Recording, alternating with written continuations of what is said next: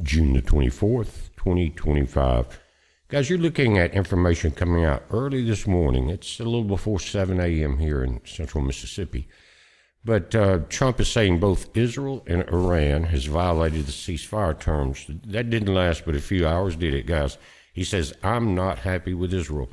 Guys, I am not either. I'm through with even talking about it almost. The Iranian people and the Israeli people deserve better than Benjamin Netanyahu and the Ayatollahs right now that's running that bunch. Trump went off the rails on them about this, even using the F word, told them neither one of them knew what the F they were doing. Very mad. And he told them, we're going to read it, but he told them, looks like Israel fired, and Iran fired missiles back. They were shot down. Then Israel launched some bombers, maybe, some planes with bombs on them. And Trump told them to turn those planes around right now. And I've yet to find out if they turned them around or not. But he's had enough of it. You've got warmongers on both sides in Israel and in Iran, and they want destruction. They care nothing about their people. Neither one of them. Netanyahu, none of that bunch, they don't care. They can hide in their bunkers while their citizens die. And that's as evil as you can get. We know that there's a lot of evil in both empires, the Iranian and the Israeli, as well as most nations in the upper echelons.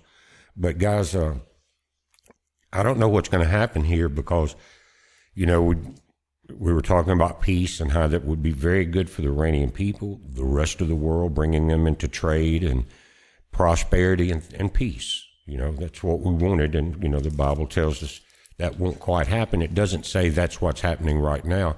It sounds just like some evil crap going on. And that's why I would never support Israel in anything they do, or Iran, either one.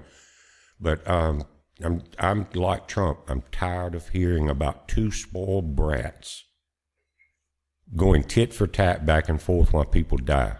So if you never hear me mention Israel's name or Iran's name again, you know why. But I'm very disgusted with the thing, too. I'm older than most of them in this bunch, except for Trump, possibly the Ayatollah, and I can see through what they're doing. Let's keep it going, even because of what happens if we stop fighting. The money from the U.S. stops. The industrial war machine slows down. The money to the politicians that vote for this and push it, it slows down. So they just don't care anymore. And that's why, you know, I've never been a big fan of Israel at all.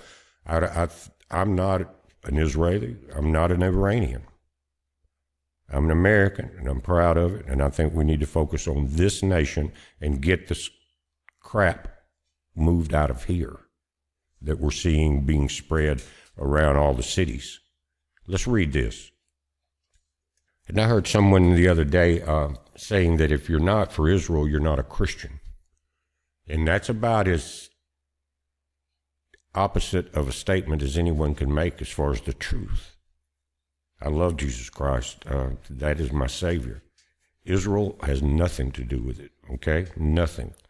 So when you hear preachers start hollering, you got to do this, you got to do that, you got to do this for Israel, you got to do that, you got to help that. In Israel, all about Israel, not a U.S., but Israel.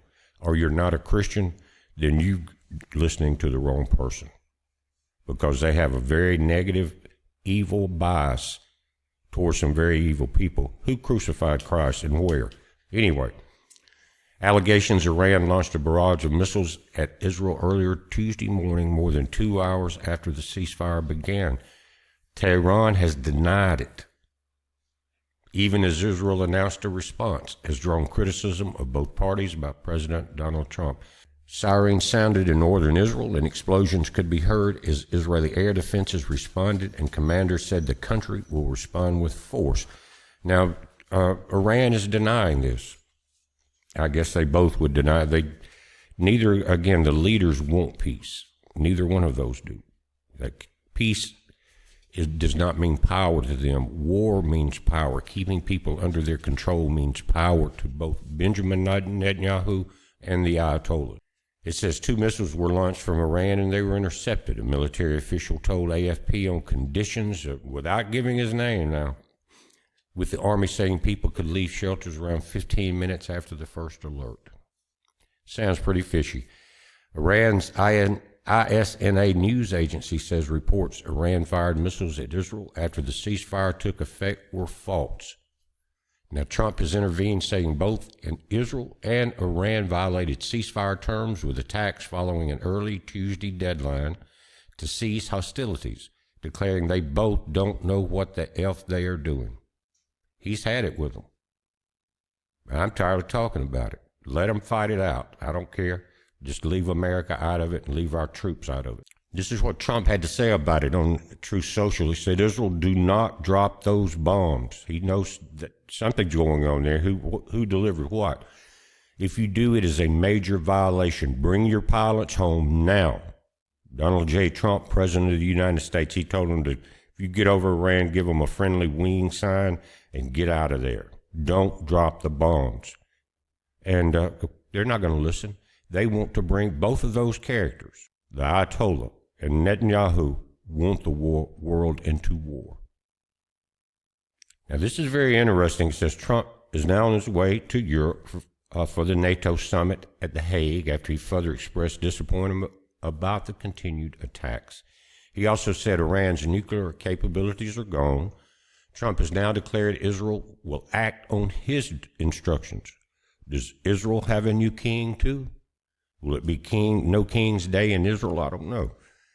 But anyway, Trump has now declared Israel will act on his instructions, saying it is not going to attack Iran and will instead do a friendly plane wave.